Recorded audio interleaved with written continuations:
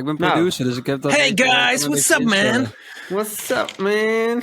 Everybody listening, I was just explaining I'm a producer, so I can adjust the microphone settings like a champ. Yeah, not like a champ, because you're still sounding soft, dude. I just turned it up and you said it was good. Yeah, but it's not good anymore. Not good enough. Not good enough. How about now? I'm almost in the red. Almost clipping. I'll fix it. Why is actually red a bad color? I don't know. It's psychology, right? Like our brains just respond to red. I don't know. Is it nature or nurture? Oh, shit. The real question is, do other people see the same red as you see it? Because there's no proof that we see stuff the same. I don't think so. The answer is, do I care? Probably not. That's a great answer. But I think I don't think so, because if you look at colorblind people, they also look at the same thing but see different stuff. Ooh, stroopwafel. What do you see? That's an echte stroopwafel from the market. You know what's up? OG. Is it still OG. hot? Still hot? No, it's not hot. Put it in a But I am. microwave. Oh. People at home, this is called a stroopwafel. It's a waffle filled with syrup. Sure. I used to bring those when I was touring. I used to bring those to the event promoters as a gift. Okay. Just to make them think of Dutch people. Then they thought, Did they like nice, Dutch people, let's book bass it? Did jackers. they book you back? Yeah, let's book Tiesto now. Oh, yeah. Good one. Okay, yesterday I posted something to ask the people what they wanted us to talk about, and I wrote down 4 things. Mm-hmm. One of the things, let's start off with... let's start off with this one. It's something that I recognize with a lot of artists, is that a lot of artists struggle to focus on creating one genre because they like making different genres. How do you deal with that? Jopke. Create different aliases, different project names, because I feel like I have the same. I want to finish stuff that I just like making, but I make ideas and then I go through them like, hey, this is an idea for that could work for J Hardway. I finish it for J Hardway, but I have other ideas which I'm like, hey, this doesn't work for J Hardway, but I still really like it and want to finish it. So then I finish it for another project. So I have some projects that some of them have releases, some of them don't. And I release those songs, or I at least finish those songs because it's fun and it keeps you like inspired. It keeps you creative, on edge. So give your other ideas that don't fit your main project a goal as well, is my tip for that. But the main thing I think is the result from that for a lot of artists is that you kind of lose focus. Creating too many projects. The thing is, it's not such a big... That's more of an issue for the people just beginning or that didn't reach a certain level yet. At some point that gets easier because, let's take an example, bass checkers. I don't know, ever heard of them? Never. No, me either. Apparently they make music in a certain way. For us it's simple. We just make music that Marlon can play. But what I see with a lot of up and coming producers that are still finding their way, they don't have the success in one genre yet.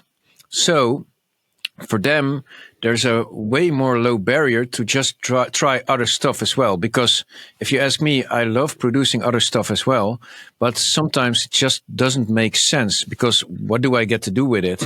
And also, although it's fun to make another artist name or alter ego, that, like Joey says, also kind of, you have to divide your attention over multiple alter egos, which makes it harder. Yeah, I think plus you always listen to new stuff anyway. You like so much, but in the end, if you focus on one artist, you have to have that common thing in what you do in your music, and then it cannot be first be techno, then big room, then tech house or the elevator music Eggboy does. How is it called again? Lo-fi. What? Lo-fi, What? yeah. Lo-fi. Lo-fi, yeah. And I mean, lo-fi and what Jay normally does, that's worlds apart. Hi-fi. And Jay can manage it also. That's also I didn't understand. See somebody laughing, but I didn't listen. But I Jay said can manage what that. he normally makes hi-fi. Wi-Fi. Oh shit! Yeah, you should fix your fucking Wi-Fi, man, Ralph. No, You the still- Wi-Fi is I good. still It's see, the like, 2 internet. blocks with I have KPN. It sucks. You know Minecraft? That's how you look. It Yeah. looks like I'm watching a Minecraft server. It's a thing, you know. I don't know. It's your gimmick. Yeah, makes my eyes pop out. No, but yeah, it's quite simple. There is always a trade-off. If you do different shit, yeah, you have to divide your attention. And eventually, why do you go to an artist that you like? That's because he or she does something that you actually like. And that's, yeah, you don't go to a concert of, let's say, John Legend would also do hard rock in between, you know? So you would be there with your girlfriend or boyfriend, la, la, la, la, la. And then all of a sudden, da, da, da, da, da, da. Yeah, that doesn't make sense. So yeah, everybody has the answer, but I get it. It's nice to make new stuff. You are encountered with new stuff, all the time, and it makes you, yeah, on a creative side, yeah, you want to explore that stuff as well. But from an artist's point of view, yeah, you have to stick to one thing. I think what I want to add to that is it is possible to make different genres, but first, especially as a starting artist, the hardest thing is to first get the attention of a big crowd of people. So build a fan base or get the attention of people that are actually willing to spend money on your music or shows or whatever. That's the first goal you should have as an artist. And that's the easiest to do by creating one genre. And that's how you done it, Ralph, and that's how you done it as well, Jay. Like by creating the same type of music for a longer period of time, you've gathered a huge crowd. Now that you have the attention, now it's easier for you to say, hey, let's start experimenting with different genres because you have people to communicate with. People are actually listening. And it's not impossible to have an extra name, like an alias. It's just a bit harder, but with already having an audience, it makes it a lot more easier. So if you look at bigger artists, so Chesto, for example, or Eric Prydz is a good example. He has 2 aliases and he rocks them all. You know, he creates different types of music, but still manages to manage all those names. Even though Eric Prydz might be the biggest focus, he has 2 different names that also do really well. Wow. So I think it is possible, but first build a fan base by doing one thing for a longer period of time. Ending. Yes, Ralph. Why do you ask us? Well, you have the right answer all the time. I'm not sure if it's the right answer. It's the way how I think about it. It's a good way. Kind of makes think all my I points think it's obsolete. No, I think it's the good way because Next question, you answer first. I just look at it from a bigger perspective and see like with different people and okay, like I think this is the way how it's being So done. you're calling us narrow-minded now? I think No. Oh, that's Ralph. You're digging at it, man. Take it easy. No, I'm In the definitely not left narrow-minded. corner. Left corner. No, I just I think I have a lot of I've thought about this and seen it and kind of analyzed it a lot more often than I think you guys did because I got this question 100 times before. I also noticed. I think Is as that a new curtain? No, yeah, I just closed it because otherwise you have backlight, you don't see me. Yeah. I think it's creatively you want to be making a bunch of stuff, and sometimes you don't want to be thinking about what you're making, then it can be helpful to think in a different project just to start the day, for example. Like just to start the day, hey, I have this fake, it only exists on this little notepad I have. It's the artist called whatever. And you start that thing and it can open you up creatively, because sometimes you just get stuck. If I'm like, I need to create something for J Hardway and I push it, that doesn't work for me. But I think like also make sure to contact people like Joey maybe around you, who, if you're a very creative guy, sometimes there's someone like Joey who you need, who tells you like, hey dude, but also think about this business strategy or whatever. And that can sometimes help guide you a little bit. I think it's very important to hear different ways of creating and starting an artist profile or creating music. That also keeps you, because if I never met Ralph, there would be things I've done differently. For example, I met Ralph like early in my career, and like there's things he does which I would like be like, no, that's, I would never do it, but because he did then influence me, and I think that can really help you out sometimes. Oh, but I think having a mentor and all is really important. We also had those people, like Sydney Sampson. We could Is he ask still making Afrojack. music? Huh? Is Sydney still making music? Yeah, he does, but not in the way he did before. But sometimes, I also want to point out, there's a difference between making music and building an artist. That's quite, yeah. Yeah, because if you're just a producer and not like a stage artist, then it's definitely possible to make different types of music. You can just sell the record. Gotta say, Fred again, he gets away with quite a lot of stuff, which is totally different. But then you have to be as amazing. We named Eric Pritz, Fred again. I mean, those are the top dogs. So, yeah, kind of hard to compare. In general, what seems to be the most effective thing is just focus on one genre for a longer period of time until you've reached a certain point of success.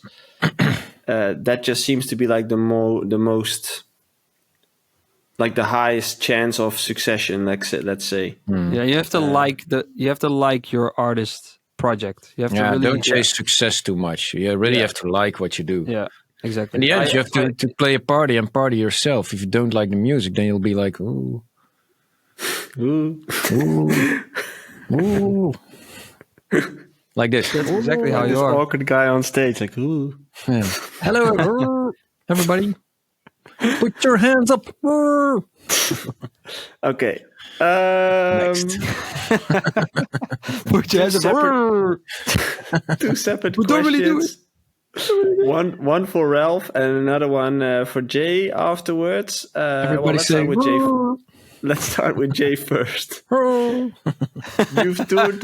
You've toured in Asia in the past few weeks, months.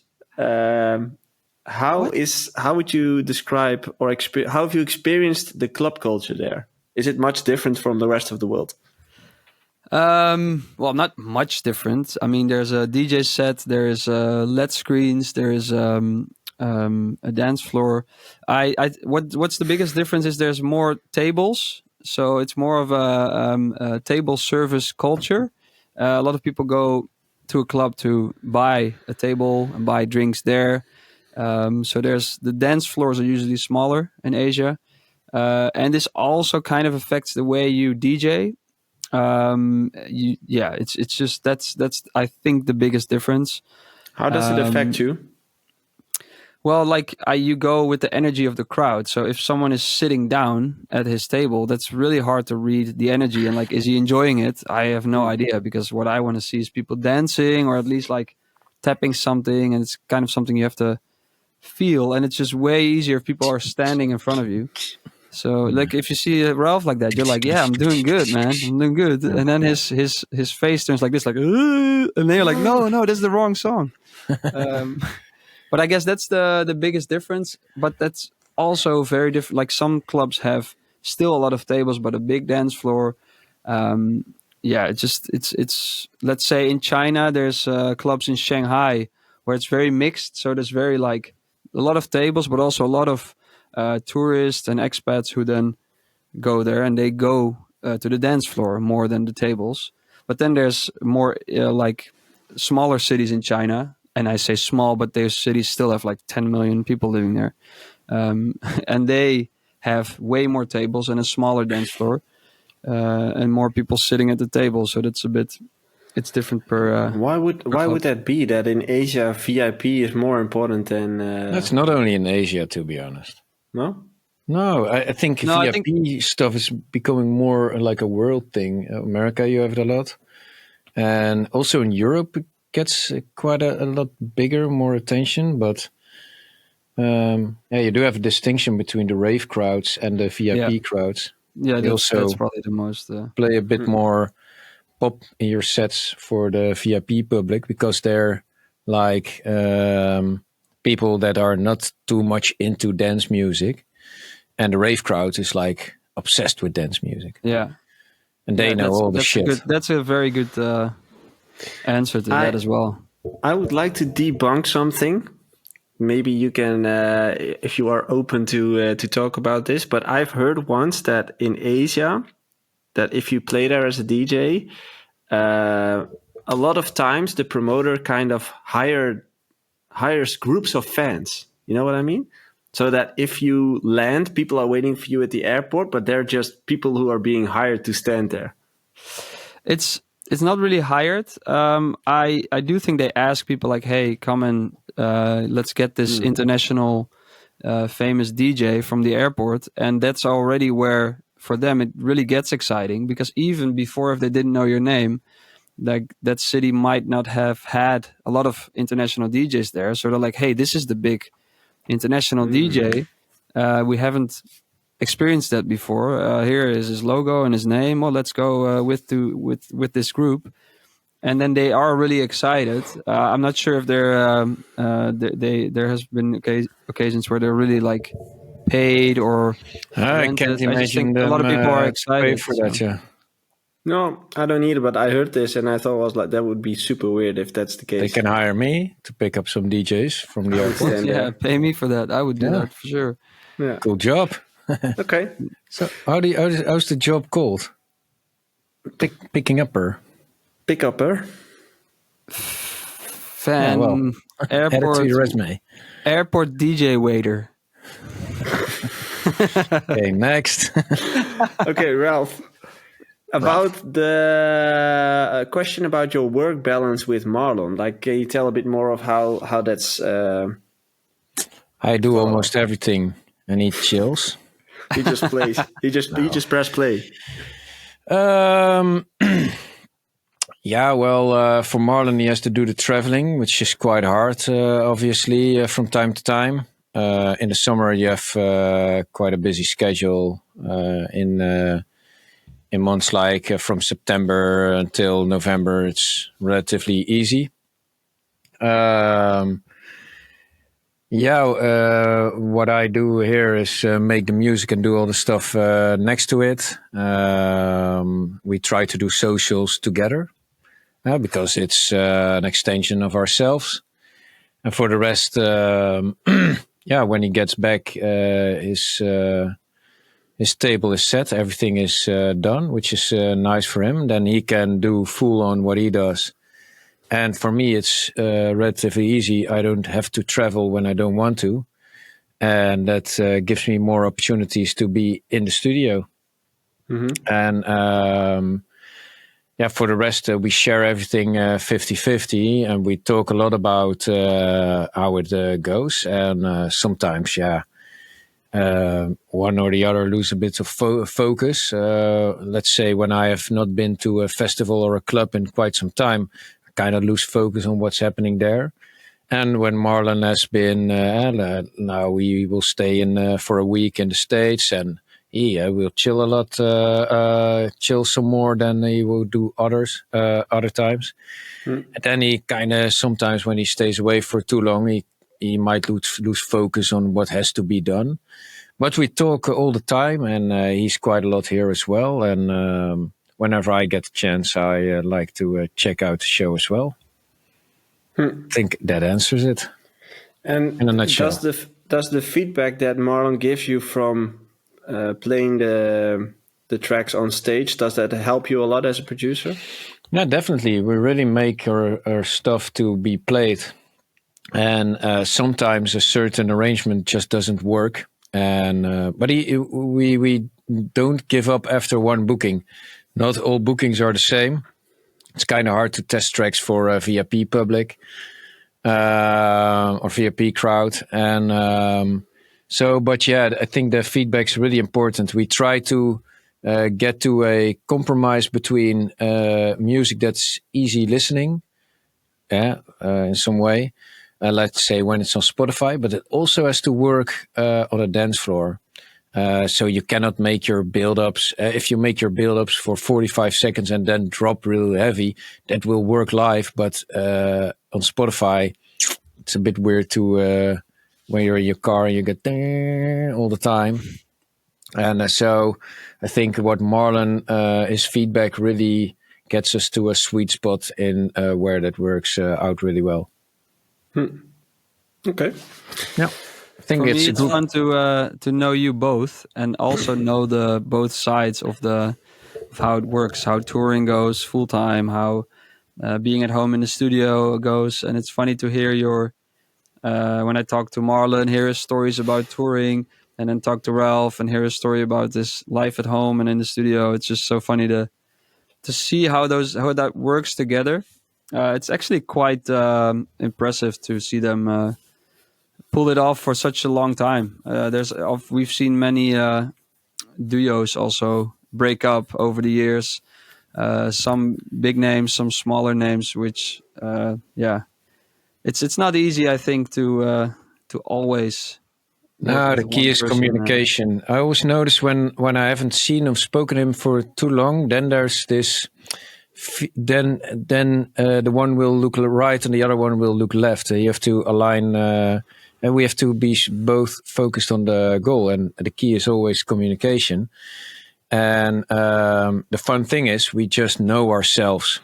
I'm not a guy. I'm a bad sleeper. I'm not a guy to tour because, I cannot sleep on a plane real well. When I took the long plane air rides, I always took pill to sleep. It's not advice, by the way. Don't do it. And because that's not something you can do for a long time. Whereas Marlon, hey, the dude sits down, bam, he sleeps. It's insane. He's the best sleeper ever. But don't expect him to be anywhere on time when you have a meeting. You gotta call him. He's just not punctual. You cannot. He's like a chaos in organizing his stuff, and that's why we just know. Okay, it's better than for you to do this and for you to do that, and divide the stuff. And sometimes the grass is really greener on the other side, because when I see him in a cool place and I'm not there, let's say he has a cool show in Mexico. Yeah, of course, for me, it would also be cool to be there. But on the other hand, when he has a big tour and he goes from India to China and then to Hawaii to the States and then go further, man, that's just exhausting. And then it's nicer to be me. Touring is So, very difficult, and there's a lot of amazing tweets about this by Sam Veld. yeah. The dark side of touring. No, I'm joking. I think that's the way to put it. The grass is always greener Yeah. on the other People side. sometimes say to me, "Oh, it's so relaxed that you can do this and you can do that," and then I also always ask, "When did you experience the most fun stuff?" Yeah, when I was at this festival, at this, On tour. well, Yeah, exactly it. And yeah, hey, everybody has a choice. You have to find a Ralph if you don't want to tour. Yeah. yeah, Or be the Ralph, you exactly. have to find a Marlin. Said it the wrong way. But Mm, everybody has a choice in the end. But yep. yeah, I think like how Eder did it, he just listened well to himself. And he said at some point, dude, it's not going to last. Tom has to do the touring himself, Blaster Jacks we're talking about. Mhm. And I think it's real good when you just listen to yourself, be honest about it, and don't try to be something that you're actually not. Yeah. Yeah, I think what people really underestimate is that it's like a marriage, you know. You're constantly together, you have the same goal. you need to be on the same line of communication. It's super tough to keep that going, as Jay said. Like having such a long run together and doing it successfully, and sure, you'll have your ups and downs, but maintaining to do it is quite an achievement on itself, I would say. Definitely, but there's a lot of examples that go really well. Like Blaster Jacks, WW do really well. Timmy and Mike are actually brothers. Man, if I would do it with my sister, no way. And but no, yeah, the key is communication. Of course, you have a lot of discussion, but I also think that in the discussion, you actually get so much better. And yeah, I like it. Cool. Me like you. One other bigger thing that I wanted to talk about, yeah, big room. No, is goal setting and maybe even life goals. Like, let's start off with: do you guys believe or do you work with setting goals for yourself? I've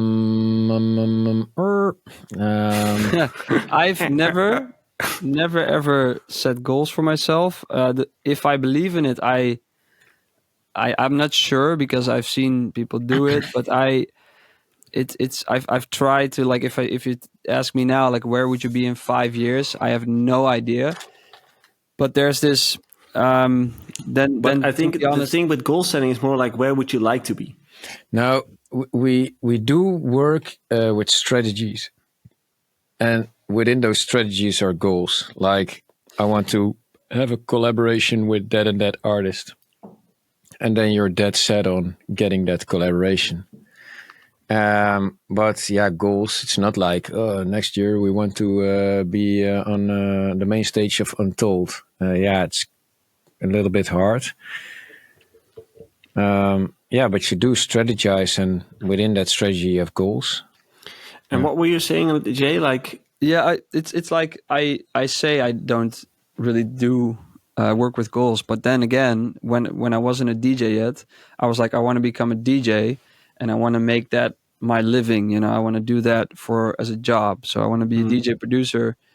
That was my goal. So that was a goal in my head, but I had no clue how I was gonna do it. So I guess maybe I have some like main goals, or have had, but I always go a bit by feel of what I should do next. And I think in that I do have some goals, like Ralph said, it's more per project. So but I never really set like strict goals for myself, but I do set like goals like, hey, I want to release every month, stuff like that. But I don't. Those are goals. Yeah, for sure. But I don't like. It's not like, oh, then if I can't get it done, it's not like I then have to stick to that, or like I'm not dead set on it. If you know what I mean. Do goals motivate you? Like, why would you set such a goal, like releasing one track a month? Like, why would you set a goal if it doesn't matter if you make it or not? Well, that's something I've tried this year, and for me, it just doesn't really do that much. I start to focus more on quantity instead of quality. I start to produce more out of fear of not making a deadline. For me, I found out that doesn't work. So I guess if I go back to answering the question, yes, I do set goals, but I don't. More to start somewhere, more to have a have a direction to go to. But then along the way, you find out that, hey, maybe this is not the way, and then I set different goals. So maybe you only I haven't set big goals. I haven't really thought about this too deep yet, I guess. But maybe more like, to give you an example of what I see, a lot of my clients come to me and really benefit from the fact that they have a to-do list every month, so that they can set goals, you know? So I want to release 10 tracks this year. I want to have, 20 gigs next year. I want to have a booker next year. Like all those goals. And in order to achieve those goals, you need to break them down into smaller tasks. Like fixing one track a month means sitting down in the studio twice a week, for example, like breaking them down. And what I notice is that for a lot of producers, they kind of feel that they need this because most creative people probably don't have the inner motivation or discipline to do this. And having those goals kind of helps them to, stay on track, maybe. Yeah, maybe. Yeah, I'm not sure. Like I'm the same. I'm the same as in I've tried setting goals. I've tried setting goals a lot of time. But what I really wonder, like you have all these high performance calendars and stuff that you can keep track of your own goal setting per day, per hour, whatever. To be honest, For me, it it never doesn't work. worked like that. No, I don't want to live a life like that first. And it just doesn't work for me. Like I need to have an inner motive to do something. Like I need to want something. When we just started out, we just made music. And of course, we didn't, at some point, you could sign a track at a label, but we weren't so fond of that label. We did want the highest goal. And also back then, that was Spin-In Records. We released first at Sneakers Music. But we never worked like with goals that way and to finish and then have to spend 2 days. It was like, okay, we want to make cool music, which is fun and people can listen to. That was the goal. And like what I said earlier, it's more like a strategy now. But strategy comes also a little bit later, I think, when you have something going on. You need to be a little bit more aware of what you're actually doing or be a little bit more busy with it, with your thoughts. But I'm not, we don't have like a calendar here or anything. We don't have a whiteboard. It's all, just do something. You used to have a whiteboard. Yeah, we used to have it, It was broken down real quick. And somebody went on it with a normal marker. Yeah, classic. Yeah. I think what is maybe will turn out to be a weird or a great quote, is I do set goals, but I don't care at all about the outcome. And that way, like it's like going into the studio making music. I set a goal like, hey, I want to create a track today. That's like, but if I care too much about this needs to sound like Xwell, I get stuck. But if I just start there, like, hey, okay, let's try to make something like Xwell, and then I find this preset or this sound, I'm like, hey, wait a minute, I can go into this, and now I have something. That's so true. It never works out the way you plan it. Never, especially not with music or anything creative. I think, but it's also a creative thing. You just deep dive head first in it, and whatever comes. Set a goal, but don't. You can only control what you put in, but you can't control the comes out of it. And let it go, man. Let it go. Let it go. Let it go. I think goal setting is related to productivity, and that's like a trend that is going on with a lot of people these days. You need to be productive, and you need to control your output every month. So keep track of every minute that you work, or keep track of every second that you work out, or have a workout, or whatever that you do.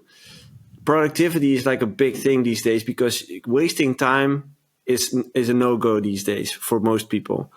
And I think it's kind of related to that, because setting goals gives you the feeling of not wasting any time and having a clear focus.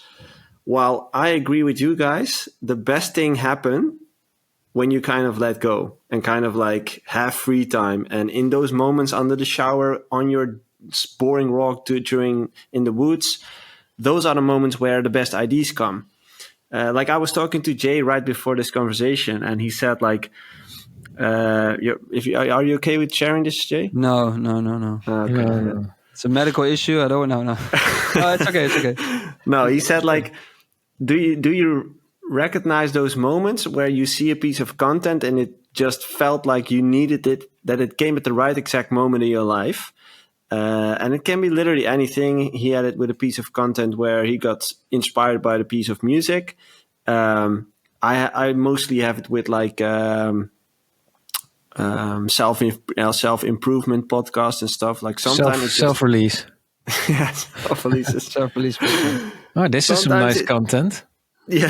Hey, self release. Sometimes it just clicks, it just the right word at the right time and the right moment, where it helps you to get that epiphany to, go on. And those things only happen if you kind of let go of the pressure, and have have a nice self-release. Oh fuck! There's no way. Yeah, you get what I mean. Yeah. So I think that really massage lately. I think there's also just so many things impacting the way you feel about something or the way you feel pressure. There's so many pieces of content you see. Pressure. Ooh. So many pieces of content you see, and you're like, oh, I need to be like that, or I need to release more songs or release more pressure. It's just like there's always so much impacting stuff happening around you, or what an agent or a manager says to you that you're like, that throws you off. And then you come to the realization, like, all that stuff doesn't matter. What matters to me, that's where you should look. And then you let go of all those expectations you've put on yourself. And then usually is some kind of a moment where it just clicks. And that's what I had like last week, where I've been not very productive music wise, or not productive, I wouldn't say, but just not very inspired at all. Ralph is so bored, he just leaves. But I don't care about that. That's the thing. This is the beauty of I just walked away mid-story, like fuck. Here's it. But like, so I haven't been really inspired, and as a creator, that's the worst thing that can happen, because you really feel like you can't create anything ever anymore. And then I finally was like, you know what? It doesn't matter. Let's just start having fun creating stuff again, then I just let go of that pressure of I need to be in the studio, need to be constantly making music. And then in the morning I went for a round of golf, and I was just so relaxed and so chill, and I was like, I'm going to the studio after. In the studio I didn't feel any pressure at all. And then I was scrolling on TikTok, and that's where I saw like a video of Avicii, and I was like, hey, wait a minute. Like, that kind of always inspired me, and his melodies and the way his tracks are built. And then I was like, Ralph, you're ruining my amazing life story of the number one hit I just created. Ralph, you should change your mic. It's very loud. Wow. Oh, is my mic changed? Yeah. Damn Terrible. it. Terrible. You can hear me now. Yeah, but really bad. The wrong mic. Yeah. But then I saw this piece of content, and it was just like, I just needed to see this, and now I can create something cool. And I created a new track in 2 days, which I really love. And then I was like, that's what it's about, It's very weird how sometimes you're like, you know what? I let go. You've had this long time of putting pressure on yourself and stress, and then it's like, as soon as you let go, stuff starts happening. But you can't really force that. It has to be, you have to go through this process almost to be able to let go of all that pressure. Is that something that you got better in during the time? Because if I look at myself, I definitely improved in being okay with the fact that sometimes it just isn't working out. And that time will kind of, you just sometimes, as you said, you need time to kind of get to a certain point. Yeah. And before, when I was younger, I really started to force it, and that really frustrated me, and didn't add up to the whole thing at all. But now that I'm getting a bit older, I start to realize more and more, like, just give it some time. Things will come eventually. Yeah, I've gotten a bit better at it over the years, but still I feel I'm very bad at it. But at least I know you get out of those kind of pits, those kind of, and that's what you that's what you really just need to know. You will get out of that. You will get inspired again. You will, if you're a music creator, you will create something cool again, which you love, which is what it's about. It's not about, also very important, it's not about making something which the crowd loves. You have to love it first. That's very important. Ralph, dude. It's Joey. My mic is fucked up. Yeah, your mic Yeah, still your isn't whole working. your Yeah. whole attitude is fucked up, man. You're Yeah, walking out sorry, with an man. amazing answer. Yeah. This is not the Ralph we know, man. Who are you? What have you done to Ralph? I will come back. Oh, dude, now I have to cut things because he left the conversation. Like, fuck this. Okay. Amazing. Yeah. But anyway, yeah, I do agree with the fact that sometimes taking time off, giving your mind some free space to kind of wander around, that's kind of where most of the time the magic happens. Yeah. It's just that most people kind of forget about it or don't grant themselves that time because they constantly want to be productive. So every minute needs to be useful in their mind. And I don't really buy into that because I think having unuseful time really benefits in the useful moments. Yeah, I agree. I agree fully. And I also think you need to be open and listen to what's happening around you or the content you sometimes see. And I don't mean go scrolling on TikTok every day until you get inspired. But I was here at the studio also last week or a week before. And James, who also from Tom and James, who was working in the studio next door, I was like, oh man, I'm really in this, like, I can't create anything. And I'm trying, but nothing, like literally nothing works. And then he's like, hey, but why don't you just every day take half an hour and just work? You don't have to be in the studio. Just make something, make a melody, even if it's only a melody. And that way you kind of get back into that, like, creating stuff, and it doesn't need to be anything. And I just, because of that, also because of he said that to me, and I was like, hey man, that's a cool idea. I didn't really try that before yet. And then all the pressure was off and I was just creating, and not really anything really cool came out of those production sessions, but at least it sparked that, like, creator in me again. And it's like, hey, that's very interesting, you know? So you need to listen also to people around you and, like, be open to stuff from the outside world. Don't think, that it's all only your own by yourself working. You can go for a walk and find something or talk to someone that changes your life. So I think we talked about this last time as well, but it also comes down to, if you kind of don't know what to do, just sit down and start doing something, because eventually something will kind of pop and you can work and elaborate on that. yeah, But thinking about what should I do puts you in like a vicious circle that's going nowhere, because you're actually doing nothing and nothing's going to happen. So just sitting down, make a melody, make a beat, search for an a cappella, do whatever you want. But one of those things is going to trigger your creativity, so you can start working on that. But it's a tricky thing because most people get caught into the overthinking part and not actually making something. So sometimes you need someone around you or yourself to be the one that says, like, now you should stop thinking and start doing. yeah. And also the good old thing of, like, hey, if just don't try the same thing and expect a different outcome. Try something new, you know, go for a walk to a place of town you've never been, go do a sport you've never done before, you know, weird stuff. Drink a tea instead of a coffee, you know, stuff like that. You know, just try something different. Dude, talking about something new, I just made something new, which was incredible. Here we go. This is Coffee banana latte. wow.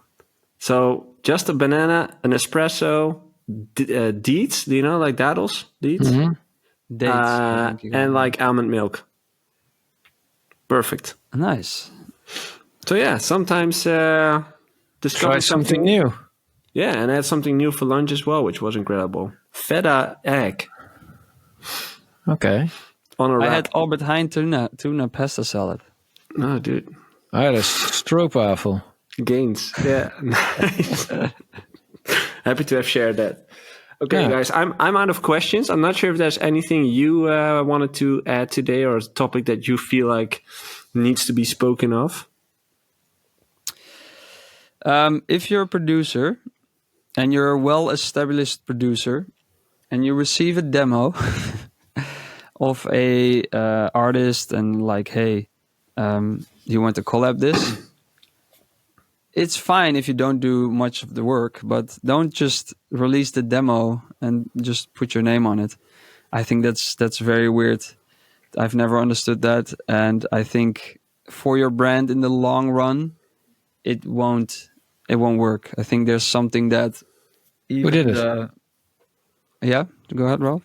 We want names. No, I'm not dropping names. Definitely not.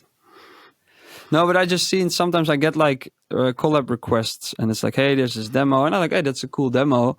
Okay, but not for me. And then I hear that exact demo being released with a bigger artist on it, and to me, that's weird. Just Okay.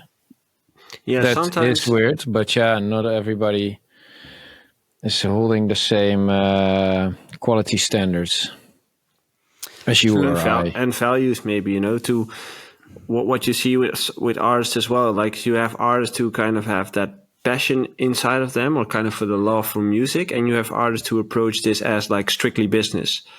If you approach it as strictly business, makes sense, like no effort putting into, but still an extra release. So True. win-win. If you approach this from more like your perspective, Jay, like a passion and love for music, then you would say, no, you need to spend time putting your creativity on this work. Yeah, it's also like I'm not like hating. Like I can really respect the business people in this industry as well. It's like that's also a talent. Sounds a lot like hate, Joey.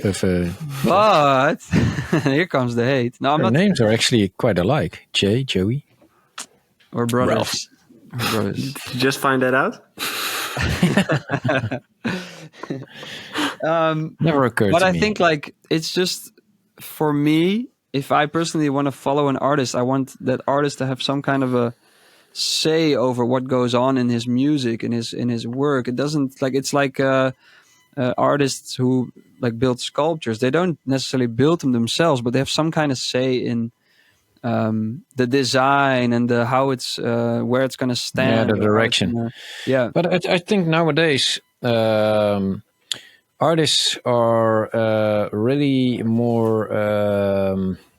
How do you say it? I think genuine. Being genuine is really loved by the people. I'm not saying it the right way, but people tend to be more looking at how genuine is an artist. If you look at all the artists that are coming above, popping out now, it's not like they're the big marketing schemes, It's like the authentic artists. Yeah, and I actually really like that. And I think, of course, there's always the other side. And that's more business versus being authentic, creative, whatever. It's all fine by me. I also lean more towards the authentic artists from whom music comes from within. And I think there's way more room for that. People are pretty open-minded. It's becoming a big trend, and I think it's going to be the biggest trend shift you're going to notice in the upcoming decade is that the whole marketing and look at how great I am is going to disappear because we're kind of getting tired of that stuff because we kind of have a bullshit filter in us. And the authentic part becomes more and more important, especially as an artist. Your fans want to see who you are as a person, what your values are, what your interests are, and don't fake it. Like the whole fake it till you make it thing has kind of been done over and over in the past. And I think you can recognize the artist in a minute. Yeah. The difference between an authentic one and the difference between someone who's just building a brand from nothing or whatever. Especially in the long run. Yes, exactly. So the whole authentic part is something you see on social media as well. we don't want to see picture perfect photos anymore. We want to see the raw, real you. And that's also like connected to the music thing. Authenticity is becoming, in my opinion, the biggest shift for the upcoming years. And I think now, it's a good shift. Now the business people are making business plans to how to market ourselves as authentic. Yeah, but I think if you look that's at like businesses, almost like Black Mirror kind of like, that's so weird. At some point, you had a gel that gave you an out of bed look. Dude, like make it nonchalant, but on purpose. Dude. On purpose, yeah. But I know even if you look at businesses these days, it's already happening. You know, if you look at brands like Oatly, for example, like the oat milk stuff, it's all built like a brand that feels authentic, like it's being made by this farmer guy. Yeah. It's just a big company behind it, you know. So they brand it as this really authentic, local kind of brand. But in the end, it's just Unilever who is kind of building it in big fabric. So it's already happening there as well. It's just a trend all over, I think. And focusing on artists, I think it's kind of an essential thing you need to focus on as well in your content and in your music. Like, stick close to who you are. Don't pretend to be someone you're not. Yeah, it's also just for your own like mental health. I'd say it's if you're gonna be a fake person, it's really that's like really tough on your system as well. I can imagine. I mean, I always try to be myself. So, but I think I can imagine it's kind of like playing an act. It's like Jim Carrey, I think, talked about this a lot.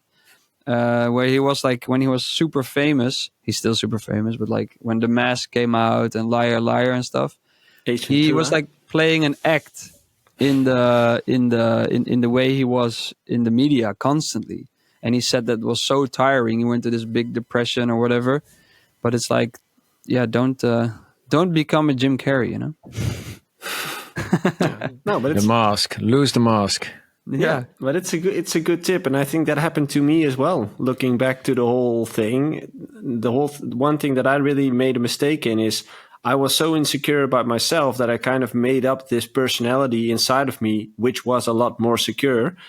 But in the end, you can't do that for like 7 years because you get tired out, you get burned out, and that's what happened to me as well. It's just living a fake life. Yeah. This is the real me. Yeah, it's like you get unhappy with a dream life. Yeah, I'm actually thinking about writing like a sequel. A new version. Happy in a boring life. Ooh. So that's unhappy in a dream life. I'm not picking up that book. Boring. Well, you're just like permanently unhappy. No, I'm just grumpy. Like this grumpy old guy. Yeah, judging and grumpy. I'm an old guy. You're 40, right? In a young man's body.